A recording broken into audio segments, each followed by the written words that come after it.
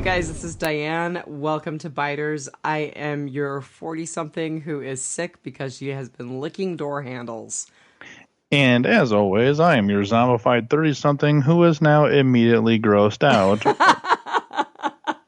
Actually, it was Brian who suggested the method of infection. I thought it was pretty funny. It's hilarious because that's what I say to girls. Like, what are you, licking door handles now or what? Or then if it's a guy, I usually say, how many hoes you going to kiss tonight? Or how many dirty girls are you picking up? Actually, man, I've got to tell you, I've been so sick for the last week and a half. I feel like I'm in season 4 in the prison. Ooh, look at you with killer strain. I totally have it, man. I'm going to start bleeding out of my eyes at any moment. Which in real life, we are due for a deadly flu virus to sweep across the country, the world at some point. Yeah. I mean, it's due. The time has come. It's happened. And I am immune because I have only had 4 flu shots in my entire life. And those were the 4 years I was in the service. They made you get them. So, I do that podcast with my friend Todd where we talk about different social and political things. Yes. So we did an episode about epidemics that really weren't. I mean, we were talking about Zika and everybody freaking out about Zika, but then we were like, remember the great Ebola epidemic in the U.S. of 2014?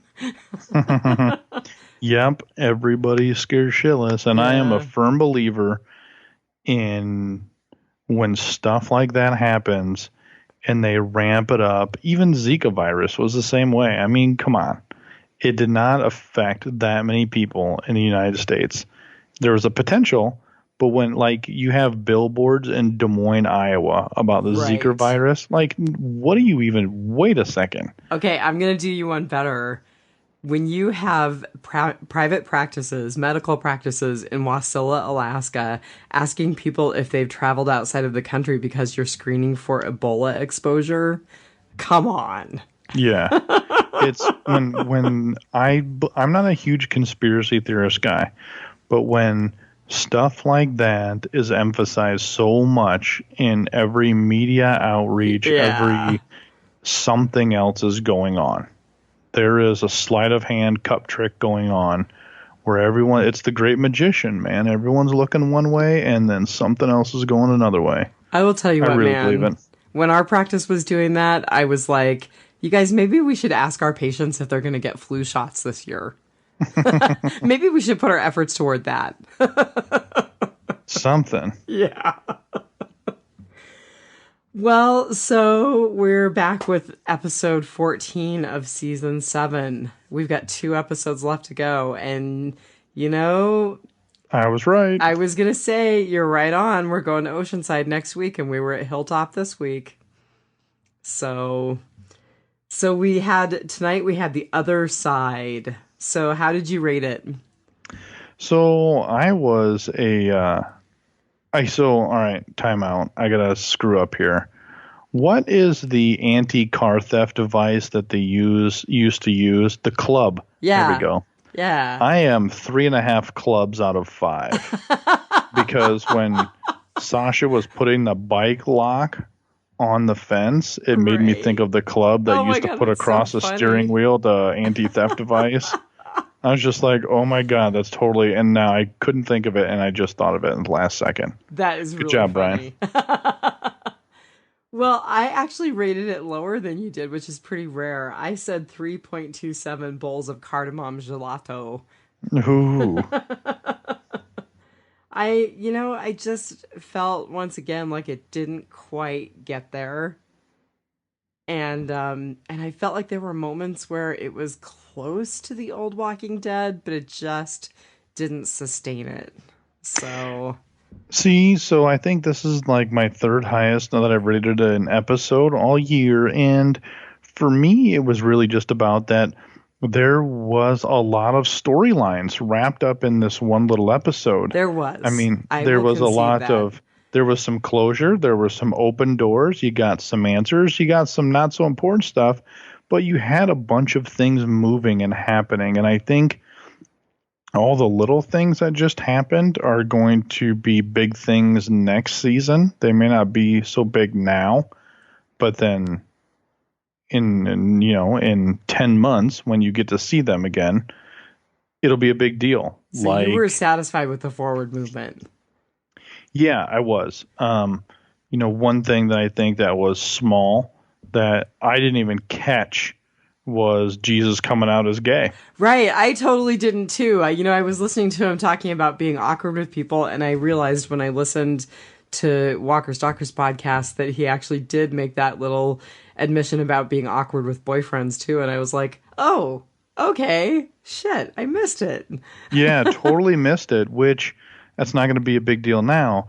But when Aaron's boyfriend rats them out to Negan, then it's going to be a big deal. Good one. Which, isn't it terrible, though, on the inside, when we identify two gay characters, we instantly slam them together? Okay, which maybe they don't want to be together. But I have something really funny. I have a friend who's shipping Rick and Daryl. Oh, that's never going to happen. Not if Michonne has anything to say about it. Well, she'll be dead soon, too. That's true. Maybe Rick needs to switch teams. That could be. Maybe that's what'll stop. Fail. Yeah.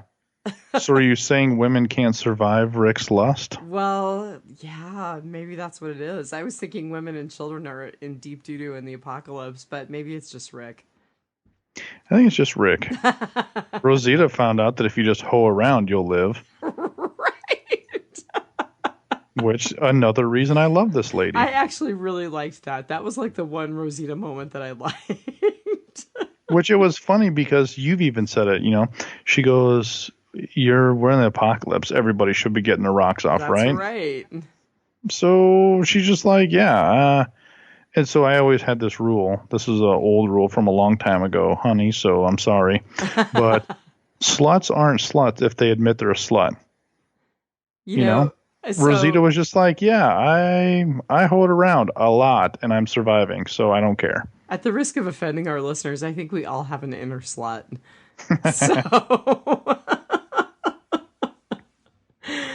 So I was fine with it. It was fine. It was fun. I enjoyed the episode. There was lots of stuff. We'll talk about a bunch of it later, but I enjoyed it. So I'm going to give you some numbers from last week, and then let's talk about the title a little bit, because I actually really loved the title. I thought it was really good. Okay. So the numbers actually were a little better for Bury Me Here than they were previously. It had 10.7 live views, so that was a little kind of on the downside. But then it went up to 13.6 in live plus 3, so it actually did a little better than the previous two episodes. Gotcha. So I think, maybe we're picking up listeners as we're steaming toward the end. I'm not sure. Or picking up viewers, rather. Or maybe people just really wanted to see what they thought was going to be a Carol-centric episode, even though it didn't turn out to be. Yeah, I think it's just a little bit of everything. I think there's a lot of things happening in TV and lives and just all of that, where I think at some point, everything's going to be DVR. Everything will be. I do just want to say two things, because you were talking about a lot of stuff happening in TV. So I can't remember if I've said this. I'm sure I have. But American Gods, which is one of the best Neil Gaiman books ever, is being made into a series, and it's going to premiere on Starz on April 30th. So I would highly recommend to people that they check out American Gods. I might even try to hose Marnell into podcasting it with me. Because, we're not doing enough, right? No, absolutely. Just throw another one into the fray. No big deal. And then the other thing that I wanted to share, and this might appeal to people because it's kind of on the morbid side, but Marnell turned me onto a podcast called My Favorite Murder. And it's just these two chicks from LA who are talking about different murders and serial killers and stuff. And it's very morbid. It's very irreverent. And I like it greatly. Well, there you go. So the other side, what did you think that it was referring to? I felt like it had multiple layers of meaning, which is why I like the title so much. So, the two things that instantly stood out in my mind was the other side of the fence when they crawled out. Two fences. When they crawled out of Hilltop. Yep. So they snuck out to the other side. Good catch. And then it's really just at the end. I think they it's one of those shows where they told you the end of the episode and the title, and you didn't even realize it Right. till you got there. Where Rosita is locked out on the other side of the fence. Yeah, Yeah.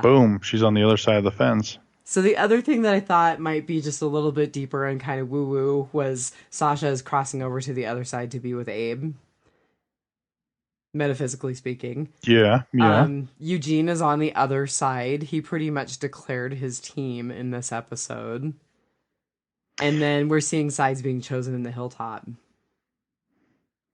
Yeah, definitely. In Hilltop, the other side, 100%. That shit's going to go sideways fast. Yeah.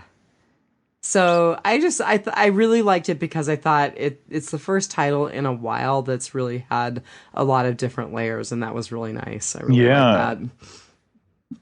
I agree. So our writer and director are people we've seen before. Angela Kang was our writer, and I thought rather than go through a whole bunch of stuff about both of them, I would just kind of pick out some of their highlights for The Walking Dead. So in addition to writing for The Walking Dead, she's served as a producer and she's worked as miscellaneous crew. And she's been with the series since 2011, so since the second season. And she wrote The Same Boat, which was the really cool episode with Maggie and Carol. And God, what was that woman's name? Alicia Witt was the actress. Paula? Was that it? Sure. When you remember when Carol burnt up the saviors on the killing floor? Yeah, I do, but I don't remember her name. I think her name was Paula. So I really liked that. And I think we both really liked that episode. So that was a standout. I'm a total sucker for Beth. So she wrote Coda, which made me happy. Still, which was the Beth and Daryl episode where they went out looking for the moonshine. And she also wrote Infecteds, which was one of the flu episodes in season 4. So I just wanted to highlight those. And then Michael Satrazemis. Oh, I'm sorry. Angela Kang was the writer. I think I misspoke and said she was the director. Michael Satrazemis was the director. And he has also done like camera and electrical work for Walking Dead. And he's been with the show from the very beginning. And his kind of standout episodes to me. So he worked on Guts and Vatos as crew. He worked on The Killer Within, which is the episode where Lori died, as crew. And then he actually directed The Grove, which was such a great episode. Yeah, one of our favorites. Yeah, so I thought it was really cool to kind of go back and look at what some of his history was.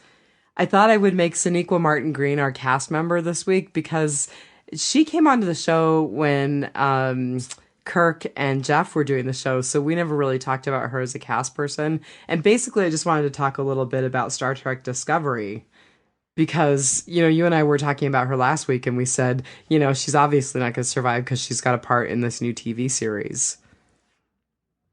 Yeah, I think she's done, she's gone, and she's off to Star Trek, which I can't freaking wait for. Yeah, I mean, it looks like it's going to be really good. And she plays a character called Lieutenant Commander Rainsford. Like, Data was a lieutenant commander, right? So she's kind of upper echelon crew, but she's not. she'll be one of the like main 8. So here's a little something that you probably didn't know about this Star Trek. Yeah, no, I'm not real familiar with it. So go for it. So apparently, it was 2 years ago, maybe, there was some sort of fan, and this is what's out there, whether this is true or not, but it's out there and it's pretty credible. There's this fan, he wrote a Star Wars pilot, basically, with cool. new everything. Star Wars, he not wrote, Star Trek? Yeah, what'd I say? Star Trek. Oh, yeah. no, we're talking about Star Trek. He wrote a Star Trek pilot. He wrote a Star Trek pilot. And he wrote just new characters, new everything. I mean, he was literally writing a new Star Trek series. Apparently, the studio got a hold of him and flew him out to Hollywood about a year ago. And this is the guy behind Discovery? I think this is the whole... They took his idea, bought it, and turned it into this. That's really cool. Yeah. So I have fan fiction, man. I have to ask, kind of geeking out on Star Trek a little bit. Do you think they're ever going to take up the Deep Space Nine story again? Because they still have to kind of deal with Cisco.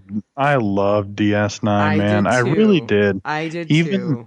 because I was a huge TNG guy. I was not a Yep. Star Trek. I hate the original Star Trek. It's really stupid. I grew If you up go on the back and watch originals, it, so I love it because I I grew didn't. up on it. I go back and it's just like, God, I just don't It's care. it's totally geeky. You can see the zipper up the back of the monster, but I still love it. Um, so TNG, big deal for me. I used to watch it with my old man all the time. I mean, it was a huge deal for us. Um, so then when DS9 came around, I really didn't give it a shot until about 3 years into it, and then I really started to, and It it was just had a so different, good. yeah, the vibe, and he had Yeah. O'Brien. O'Brien was still on it, so it had a little familiarity, from TNG, and it just, And Worf showed up yeah. and yeah. I loved the Worf Dax storyline. I thought Dax was such a great character. She was from Cedar Rapids, Iowa, by the way. Really? Yeah, she That's was a cool. local gal. She was a big deal when it was out, and That's she was cool. a babe, so it was even better. Yeah.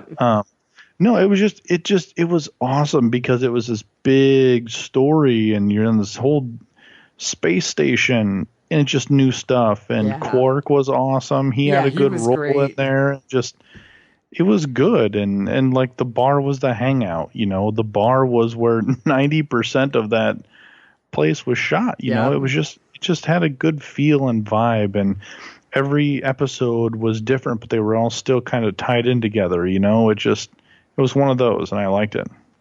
I did too, and I always wonder if they're ever going to resolve the Cisco story. Maybe not, but Probably not. I would say it's too late. yeah, it probably is. Gosh darn it! But now we've got a whole new world with Sonequa Martin Green, so that's cool. I'll watch it. Yeah, I'll definitely watch it. 100%. Yeah. So epic fail and epic fail. What you got for your epic? So my epic was Gregory. Okay. I freaking loved him in this episode. He's such a So, jerk, but you love to hate oh, Gregory, right? yeah, he's such a little bastard. Yeah. But, just from the time when they came in, like, I thought he was dead. I thought this was how they were going to get Maggie to the helm Oh, quickly okay. to be in charge when Rick is leading the charge, Hilltop, the whole 9 yards. Because Gregory has to be gone for Hilltop to be involved in this war. Right. So I'm like, oh, here's how they're going to do it. Because the way Simon was, where he was just like, well, it's good news and bad news, and it depends on how quickly you point your finger. I'm Hmm. thinking like, oh, Gregory's dead. They found something out, and they think he's lying to him. He's done. And I thought in the crate, I thought it was going to be a dead body. I thought it was going to be the burnt Okay, doctor. I want you to tell everybody what your theory was, though, and then we'll tell them what it actually was if they don't remember. Yeah, so we'll fast forward here for a second. So when they went into the doctor's office to get the doctor, he said, "Don't worry, we got stuff for you right here." And he opened it up. I thought it was a whole thing of tampons Which I and think is maxi pads. hilarious. I couldn't. I'm just like, oh my god, is that what it is? Like to stop the bleeding? And it was like a joke. I Like totally that's what thought they it. were doing. I thought it was bullets, and I thought, are they setting Gregory up to take over the hilltop? And it turns out we were both wrong. It was aspirin. Because I thought that's why then Gregory was really pissed off. That's like, okay, assholes, a thing of tampons or maxi pads is not Right. going to make this better. Like these are not band-aids. This does not work this way. Just what are we doing? But the way he's playing chess now, and he really grew a set of balls and I think he was out of gin, they switched to the tequila. So I think That a was couple of pretty things. symbolic. That switch to tequila was very symbolic. He's now simpatico with Simon. Yeah, and I think that's really kind of telling on how it is where he is now seeing himself as Negan. Yeah, I think you're Where right. he grew a set of balls, he let his doctor get taken, and he decided, look, Simon's got my back no matter how far this goes. Which I think is foolish on his part. I don't think Simon necessarily does, but I think you're exactly right. And Yeah, he thinks he does. he's got his little get out of jail free card from Simon, supposedly. Yeah, so So kind of like how what's his face back at Alexandria thought Negan was going to have his back. right, Spencer. Yeah. Spencer. I think that's the same way. So Simon's allowed to operate independently from Negan as long as Negan gets his cut of stuff. Right. So I genuinely think it's Simon's like, if that happens, let me know. I'll take care of it. So I genuinely think that's true. So now Gregory is going to push his limits. If you kick me out of here, you're not going to kill me, but you'll kick me out of here and banish me. That's fine because then I'm going to go straight to Negan's compound. And I'm going to tell them exactly what's going on and who's here. Yep. Yeah. So that's how he sees it is screw it. I am literally going to run this thing how I want it, period. Where Jesus is not going to be able to talk me out of it. And then when he had that conversation with Jesus, like, I take care of my friends and you're not my friend. Right. Completely opposite of the beginning of the season, Gregory. Running coward and scared and hiding and doing whatever Jesus tells him to do. Just completely different. What are you, kicking puppies now? Yeah, the puppy's pretty convinced his life is ending. He's in the kennel right now. Oh, I know how that goes. So that's just kind of how I seen that transition, and I was just like, "Wow, Yeah, look at Gregory. he He really just did said, flip a little eat it." switch. Yeah. And I think it's because exactly he feels like he's going to get backed up by Simon. But did you see the way all of the people from Hilltop looked at him when Dr. Carson was being taken away? I mean, they just kind of all gathered and looked daggers at Gregory. So I don't think he's reading his crowd very well. Well, I think that's why he's taken charge. He's going to try and take the reins back from Maggie because Right. he knows Maggie's in charge and Maggie's dictating who's doing what, and this was just more looks worse on Gregory, because he's the one in office. So this is his power grab back. Yeah. And if it blows up in his face, he's going to march right over there and say, "Oh, are you kicking me out? Okay." And on his way out the gate, be like, "By the way, I'm going to Negan. See you guys later." Well, you know, and he really doesn't have anything to lose. No, not at all. I mean, if he goes to Negan, he thinks he's going to win something. So, it works out for Gregory potentially. So I have to tell the listeners, I was totally punked. I didn't put together until they were almost in Carson's office that Simon had come for the doctor. I actually really thought that they suspected that Daryl was there and that Gregory was going to give up Daryl. I don't think Gregory knew Daryl was there. Really? You don't think he realizes that? No, I don't think Gregory knew Daryl was there yet. So I think he knew he was there at mid-season. Maybe he didn't know that he had come back from Hilltop or from Kingdom. Yeah, I don't think he realized he came back from Okay. Kingdom. Okay. So my epic was actually the cold open. I really liked the cold open. For me, that really had strains of the initial Walking Dead, the early parts of the series. I loved Bear McCreary's music. I said last week that he was really on it with the music, and I feel like he was really on it this week too. He's been doing some good work this season. You know, the What was the cold open? so the cold open, everything was totally silent. And there was this beautiful music in the background with Bear McCreary. And they showed things like Maggie going over and touching Daryl's shoulder and Oh, at night. right. And it Oh, was okay. really beautiful and really silent up until the very end when Rosita shows up and she and Sasha break the silence and talk about how they're gonna go on their mission. But Sure, sure, sure. I just really liked the cold open. I thought it was really beautiful, and everything was conveyed with just acting, with gestures and facial expressions, and there were no words until the very end with Sasha and Rosita. So I thought that was a nice touch. I gotcha. Well, I disagree because I actually recorded the commercial length this time, and I actually put that in there because I thought it was a recap from the previous time. Right. So it was actually 24 minutes worth of commercials. And that is terrible. So it was an hour and 8 minutes long. So we basically had 44 minutes of show and 24 minutes of commercial. Yep. Congratulations. Yeah, I mean, I know that I totally get it. AMC is making money off of this series. I totally get it. But yeah, I get really tired of the commercials. It didn't seem so Okay. long to me last night because I DVR'd and fast forwarded through the commercials. Oh, I know, it's so nice.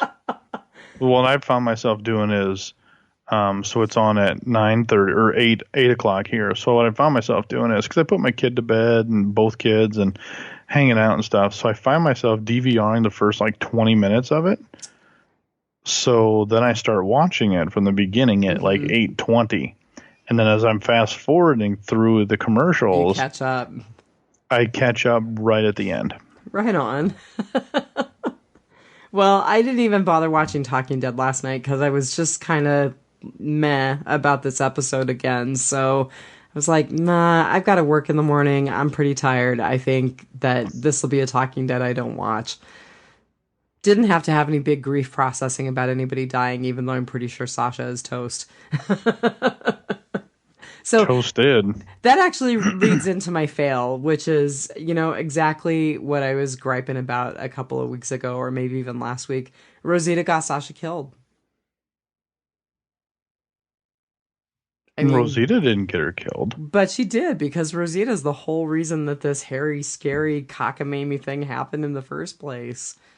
I don't think Sasha would have gone off on... So I read an interview. Oh, okay, go for it. And it was Sasha's, like, what do you feel about your character and all this stuff. And basically, Sasha had been trying to figure out how to do this, but she was missing some pieces of the map, so to speak. Then when Rosita came, she had the remaining information because she had spent time with Daryl and Jesus Yeah. understanding the layout. And that's where she was like, no, I memorized everything. Those were her missing pieces that, like director's room floor cut, that stuff that's cut out. Right. So that was stuff where she's like, oh, okay. So she got that last little bit of information from Rosita. And then the sniper rifle was the kind of over the top piece. That's funny, because even in this episode, I felt like there were moments where Sasha was kind of like, we don't have to do this. We don't have to go all in. We can stay out behind the fence and snipe Negan instead of going in and attacking him face to face. So I really kind of felt like Sasha was dragging her feet the whole time and trying to knock a little bit of sense into Rosita. So for me, it felt like this is Rosita's fault. Well, I think those are just combat styles, and you can look at the weapons that they use. Rosita's always been the high-powered rifle, long-range shooter. Or I'm sorry, Sasha. Yeah, Sasha's always been the shooter. Where Sasha's Rosita's the Andrea of the series Yep. now. Yeah, and Rosita has been the more hand-to-hand combat. So that true. to me, that was when I was watching. I'm like, that's just their fighting styles, because they were both right. Where she was like, no, I want to be there and kill him myself to make sure it's dead. Whereas Sasha was smart and goes, look, if I still miss, we still get a second chance. So that's just that's their personalities reflected in their fighting styles. I think that's a good catch, and I wouldn't have looked at it that way. Juxtaposition of the two ladies. Yes, there we go. The other thing that I liked is that when she did lock herself in with the saviors and was like, you go back to Alexandria, they need you. I kind of felt like she was at this point where she lost Tyrese, she lost Bob, she lost Abe, she's done. So I really did see that at the very end when she locked herself in the compound. But I still blame Rosita. But that's not for her to decide. That's not for her to make that decision.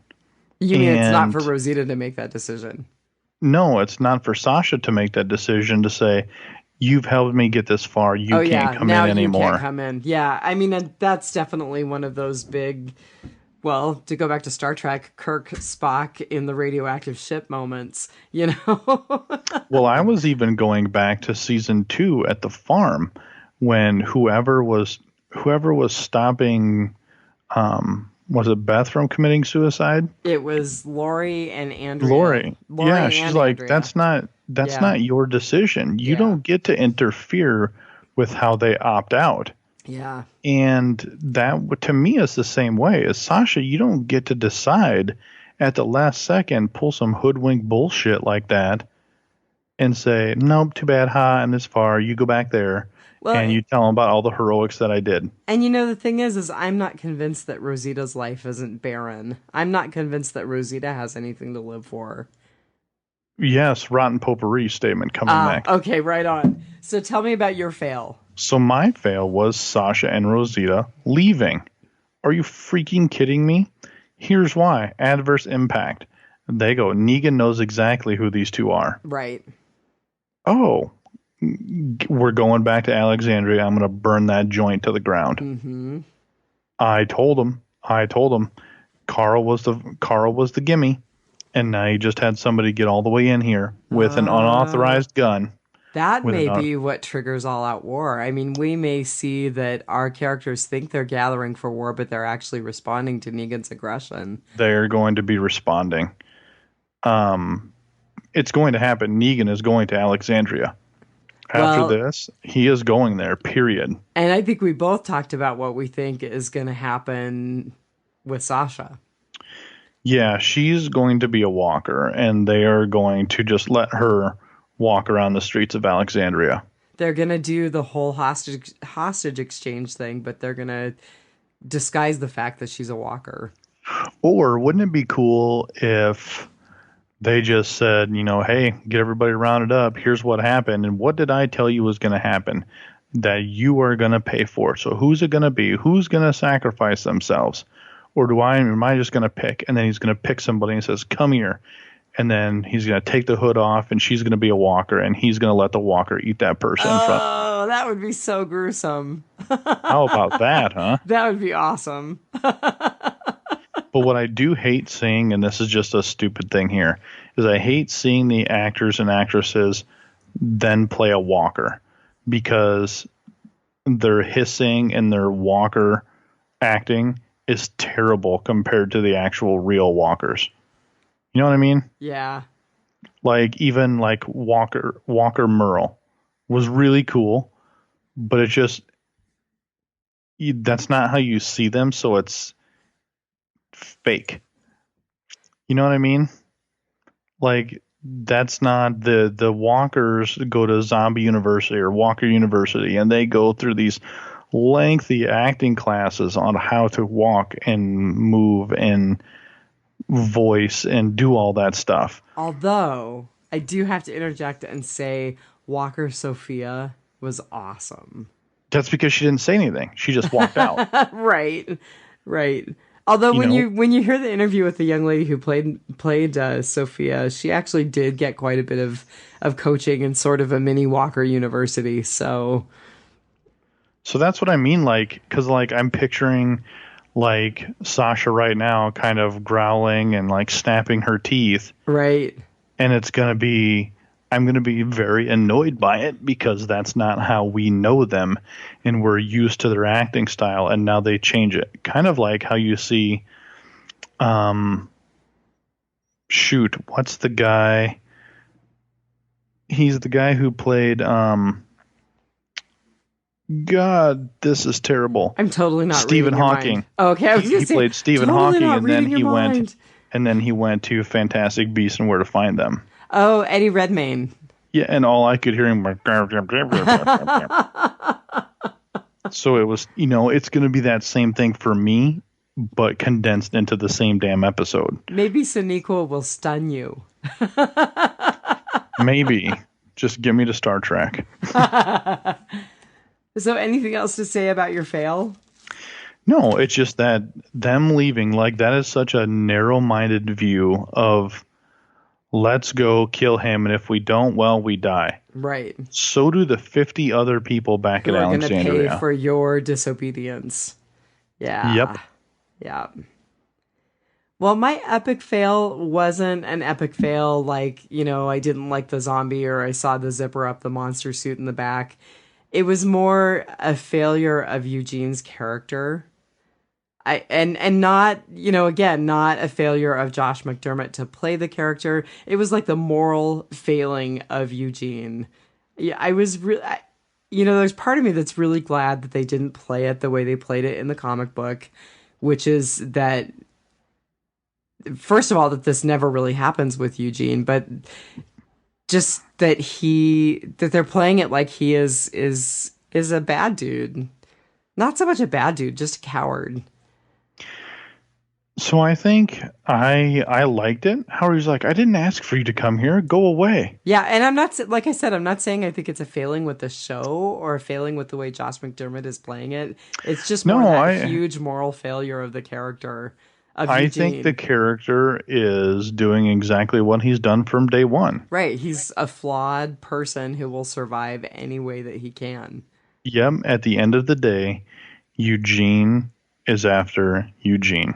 Well, and I was thinking about it, and I thought, God, if the zombie apocalypse rolls around, I hope I'm stronger than that. I hope I'm better than that.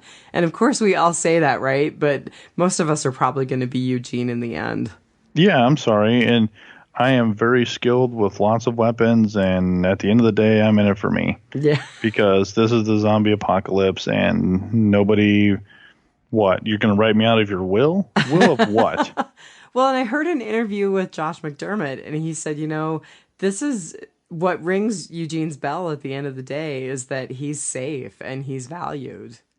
Mm-hmm. And he's 100%. not consumed by that fear that he's been consumed by since he saw Abraham and Glenn get killed. That he's got reassurance that's not going to be him. Mm-hmm. Oh, and I did, not that this is really part of my epic fail, but I really did like that we got a chance to see the walkers on the wall, too. Yeah, and the steel. That was cool. Yeah. So your epic fail? So my epic fail is along the same character guidance of Daryl wanting to kill the guy in the cellar. In the cellar, yeah. What are you going to do? Okay, so let's say... you killed him. You killed him. Now what are you going to do? Right. Because they know who came with them. What are you going to do? Like, you just got the whole town killed. And that he was just evolving into feral Daryl again. just that blind rage that is very annoying to me. That Daryl, you are a very seasoned person. You have an inner working, an inner knowledge of how they all work.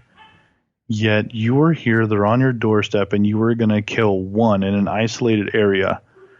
So what is your, it just seemed very out of place to him to make a very rookie mistake. And there's no real benefit to it other than giving into that moment of wanting to have some revenge. Right. I mean, the only thing that would have been beneficial about killing that guy would have been if he had found them and directly threatened them. Yeah, I mean, if you're found, then you gotta seize the moment. But like right off the bat, I'm like, oh, they're fine because this guy he's not really looking for people. He's just looking for stuff. Right. So there we go. That's that. Well, that kind of leads into. What's that nasty smell? The snot in your mouth? You're right, man. I'm like choking on snot. I'm drowning in a river of snot here in Alaska. Hilarious. No, so rotting potpourri. So about that very scene, where Maggie kind of does the whole forgiveness of Daryl. The lighting was so ethereal and it was kind of faded out, and they kind of made Angie, sorry, I don't know where that came from. They made Maggie look really angelic. And I thought that was kind of cool and kind of hokey all at the same time. But that was in my rotting potpourri about that particular moment. Yeah, once she confronted him and she was like, what did she say? Something like, you need to help me win. We need to win, and you need to help me win. And just if you look at the way the cinematography was done, they really kind of made things look really ethereal. So one of my rotten potpourri was Sasha and Rosita pointing the sniper rifle all the way out the window. You mean like everybody could potentially see the sniper rifle? Yes. Yeah. What the F are you doing? I get it. They're the kind of vented windows, but still, you literally have the entire barrel of the rifle sticking out the window. Might as well be waving a flag saying, I'm right here, because nothing's been stuck out this window for 3 years, but here's this magical brown. And it's like, you're thinking that most people wouldn't see something like that. Yeah, they didn't. Incorrect. You are in a period of time where movement means people. So, or walkers, but movement means threat. yeah. And movement is atypical. You want to be on the lookout for it. It's not like there's things moving around all the time. So you would become very sensitive to that. So where if you did see a rifle barrel, and let's say she can't be more than 500 to 700 yards away. If you see that sticking out of a window, like that's like instant eyeball catch. Bam. Because and there's it's no not your way. snipers because all of your people are accounted for. Yeah, and there's no way that Negan doesn't have lookout people. Yeah.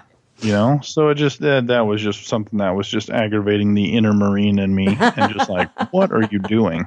Well, they didn't have any Texas school book depository moves going on there. They were right out there and obvious. There's not going to be any guessing about who that shooter was. Jeez. So props to Marnell. Rosita finally saw Sasha wearing the necklace she made for Abe. Yes, good Lord. Yeah. I loved it. You like that? Yeah. I made it. Yeah. Bitch. Yeah. The energy between them was just so weird, and it's been so weird all along, because I feel like Sasha's been kind of trying, and maybe it's her guilt because she was the other woman, but Rosita's just been having none of it. Right up to seeing the necklace flash out of Sasha's shirt. Well, yeah, and I always didn't agree with Sasha. Like, why are you even trying to be friends? You're an idiot. Right. Like, you were the side piece that became something real, and now you're trying to be friends with the ex-wife. It's guilt, man. Like, she's feeling bad. Yeah, like, just stop it. Why are you doing this? And, I mean, they finally hashed it out. And it was just like, I was just happy. And that whole, like, I was just happy knowing that he was happy. Oh, whatever, dude. Just stop that. That's like the worst, like, cop out ever. Yeah. So, ahead. I like that we saw baby Gleggy. Who? Glenn and Maggie's baby. Gleggy. Oh, yeah. Although I have to say the ultrasound was far more developed than Maggie's stomach actually is. Way about 4 months more developed. Yeah, just a little bit. But, it was kind of nice to have that moment, to see that Maggie is fine and that she's moving forward in this pregnancy. And I just thought that was kind of a nice touch, even though, yes, the mismatch between her apparent pregnancy and her ultrasound was pretty significant. Yes, very much so. Very much. The one thing that I liked, and I think Eugene's going to be a bad guy. I think he's made his bed and he's going to do what he needs to do. Yeah. Is I just liked on how confident he has become in this short time. And I think, just like to Negan's point, is he's using him to his strengths. He's not trying to make Eugene into a fighter like Rick and all of them were. Right. Your brain is way too valuable. I need you being the chief engineer. And just like you said on the thing, Negan is indisposed. He's partying with his wives. Which was really funny. Yeah. And that means I am in control. Chief engineer Eugene, a.k.a. Negan. Right. That is him being confident and taking charge of the entire compound. I did like the moment where Rosita and Sasha heard that and kind of had to absorb that. I thought that was really good. And then write it off. And then write it off as like, he's just playing some angle. Right. Just go with it. And no. Yeah. I think he is at some point. But I don't want to believe that. I really want to believe that Eugene is going to be a bad guy. I think he's made his choice. I'm not sure that there's any coming back from it. I mean, he didn't do anything terrible to either one of our survivors, but he also made it very clear that he was choosing the saviors. And I'm not sure, even with not doing anything bad to the survivors in this world if you can come back from choosing the other side. Yeah, and I mean, I don't blame him. No, I mean, he has power and respect in this world. And Yeah. he feels safe. No, so what did I say? Rotten Potpourri point coming after that. I've totally forgot what that was about now. Well, so we were talking, I think, about Rosita and Sasha's interaction. No, that's not true. Because it was actually my epic, and I was going on about how I really liked the cold open and really liked that it was quiet and that they were able to convey things. No? No. What was your epic fail? My epic fail was Rosita getting Sasha killed. Because I do hold Rosita responsible for it. Oh, you know that, what do you think is going to happen between, do you think Dwight goes back with Rosita? Well, so first of all, I totally think that's Dwight. I agree. At first, I was like, "What's Daryl doing there?" And then I'm like, "No, it's Dwight with Daryl's crossbow." Yeah, he couldn't teleport that fast. Exactly. I think you're right. I think that's how we're gonna get Dwight giving up the saviors. So I think it won't be as exaggerated as like, yes, I'm going. I think he's going to make it very clear. I'm letting you leave. I'm on your side. Go. Oh, you don't think he's going to go with her? No, I think it's just going to be very, I'm on your guys' side. Go. Okay. Just very something brief, not to tip his hat, not to do anything, because then he can say, she went this way. And even if Sasha survives long enough to say anything, she's not going to rat out Rosita. She's not going to say Rosita was there too. No. So I think it's going to be just a very subtle, like, don't worry, I gotcha. Yeah, that was totally Dwight, though. I agree. Well, so I have to pick on Sasha a little bit. I didn't like the way that she interacted with Enid. I didn't like the way that she made Enid responsible for, like, watching and taking care of Maggie. I mean, all of these kids have all had to grow up so fast anyway, and then all of a sudden turning Enid, who we think is essentially Carl's age, right, into the person who is ultimately responsible for Maggie's well-being and the baby's well-being. It just was a really heavy trip to lay on a kid, even in the ZA. Yeah, I think it's just desperation of her just not caring. Look, I'm going to die. I don't care. I just need to give you a positive mental attitude here as I head out. Or trying to make sure that all of her loose ends are tied up into a neat bow. Yeah, so she can say, you know what, I told somebody about all of this. Yeah. So I'm good to go. But, I mean, it'll be interesting to see what happens then when she actually tells Maggie. Oh.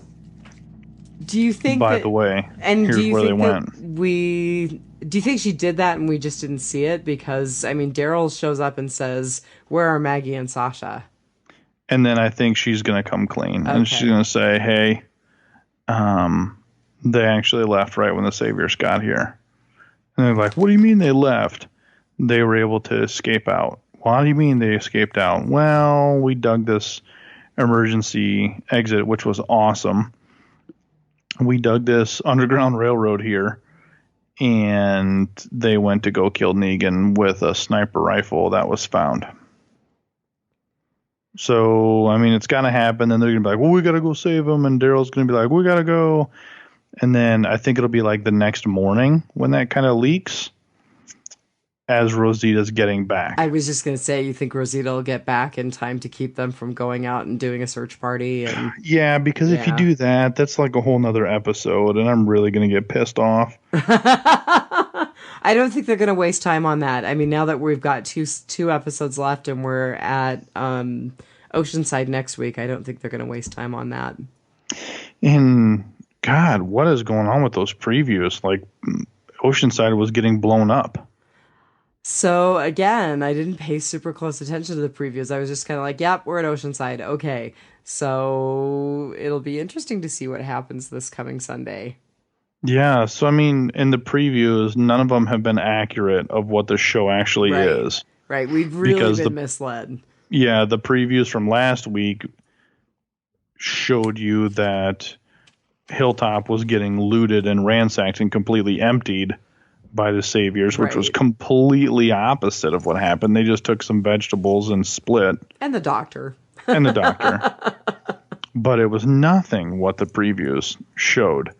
So this one, they're showing these big, giant explosions and all this stuff going on. These people running at Oceanside makes me wonder if there were some mines or something, or maybe somebody's mishandling like a grenade launcher or something. Trying to gun down our survivors as they come to talk to them. Well, I don't think that. I think it was just it's made to look like it's an attack, which means it's not. Right. So I think it's just like some kind of accident. It's just another way to punk us, to lead us astray. Well, to get you excited. Right. Oh my God, what's coming?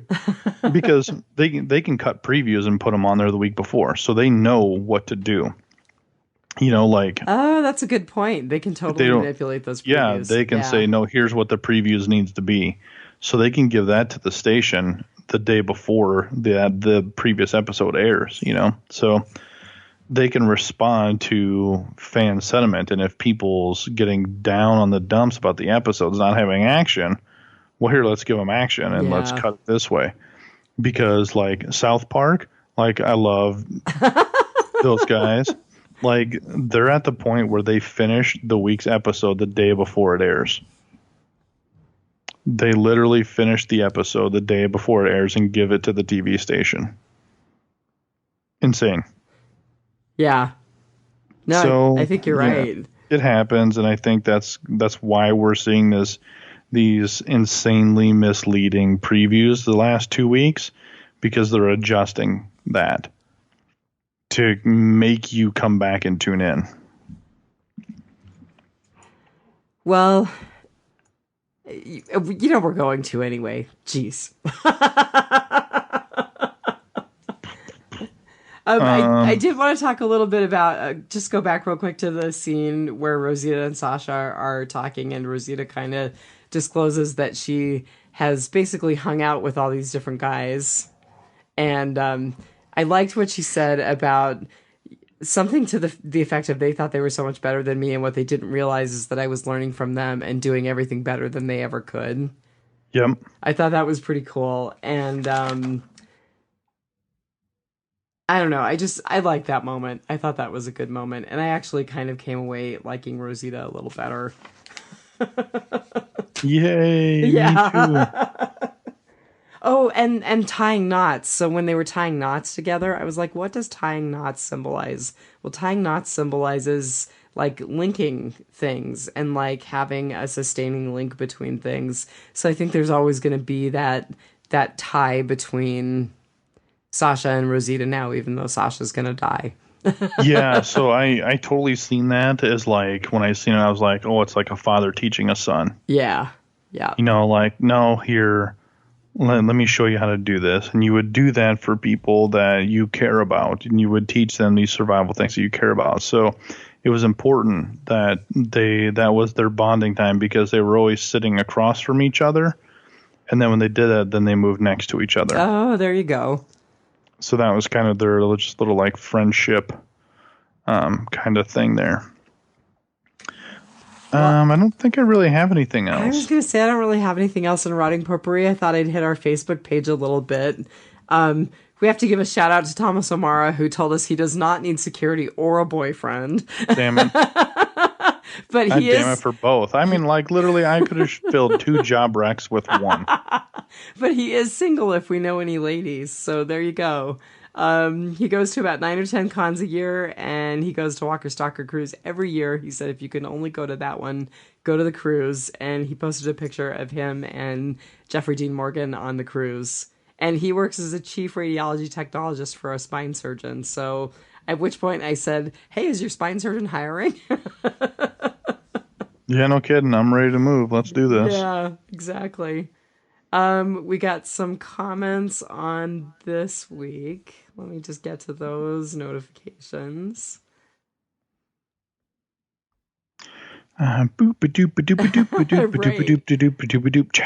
So we got a comment from someone I haven't seen before, Mark Lavarnway. So I just said, last week I felt kind of bad that we were really down on Walking Dead and that I just wanted to tell people how much I really love being able to do the podcast because it's still so much fun. And he said, it seems like all the podcasts are down on the show and it's curious. It seems like the general consensus is that they want the show to hurry up and get to the good part, or that the writers are mailing it in oftentimes. I've made a decision to enjoy the ride as my only investment in this is time. Peace. And then Cody Redbeard Stradley told us it's okay to be up and down on The Walking Dead. That's what makes you guys authentic. Keep up the great work. I don't know if the writers actually mail it in. I think it's just how they had the storyboard kind of laid out, whereas they thought, because they lay out the storyboard and here's how these seasons are going to go. That's the showrunner's job. That's Gimple. Gimple's putting a showrunner up there with the producers and say, here's the things we want to hit. Yeah. And they kind of map the seasons out as they kind of go. So they have that, boom, locked and loaded, here we go. So then they start to write out kind of, here's these storylines on how this is going to go across this story panel. They write sections to everything. And then the writers come in and they say, okay, you're assigned to this episode, here's what we need to make happen. You're assigned to this episode, here you go. And then once they started writing everything out, they just went, we don't have enough, and we can't take from the war and bring it in to this season, right? Because that's scripted and already storyboarded out for all of season 8 or the first half of season 8. So we can't take from it because there's nothing to take, because it's not how we know how this season needs to end, because that ties into here. So if we can't take, so we need to stretch the stuff out in the middle. And that's why we get 2 episodes of the Garbage Pail Kids. And that's why, that's why the carnival was its own episode. I don't think that was, all these things where I kind of talked about previously, where there's these like 15-minute chunks where it just seems like there's no point for it. That's where those 15-minute chunks are. So that's kind of how it works, So when they hit these things, you're just like, what the hell is going on? That's the showrunner's fault. It's not the writer's fault. That's the showrunner's fault, because he didn't plan the time accordingly. He didn't plan the episodes accordingly. And once they really got it all into the text and the words, they went, oh, crap. We don't have enough. Well, it makes you wonder, and it makes you go back to what we were talking about last week, which is Gimple going to continue to be the showrunner into season 8? It'll be interesting. I don't see how it's possible. So let's see what else. Thomas Reese said yesterday, it's about to go down. And you said, it sounds like Hilltop is going to be the leak source of information. Will the man in charge spill the beans to try to save his own hide? And Thomas Reese was like, well, that's how they're making it seem, but it's probably just misdirection. Either way, I hope Gregory gets it. He's out of booze. He's going to get a little jittery. And then we had some interactions, too, with him I did anyways. Did you? Oh, right on. So what do you have to say? Well, I don't remember. It was just something about someone getting, and I said, nope, psych. And then we were kind of going back and forth, but... Yeah, you all wanted to text me, and I'm like, dude, I'm working. I can't text you. Yeah, I haven't even seen it yet. So I need a message buddy during the episodes. So if anyone would like to whine and complain, please let me know, and I'll link you with my private account, so that way we can complain together.